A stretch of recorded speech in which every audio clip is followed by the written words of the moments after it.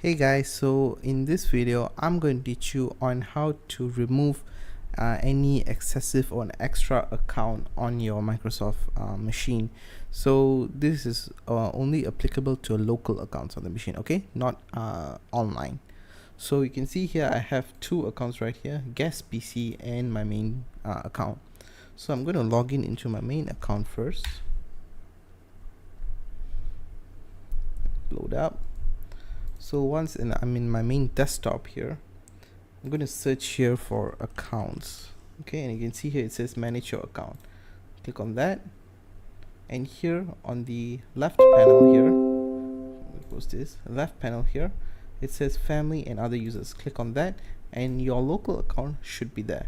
So you're just going to click on that and click on remove.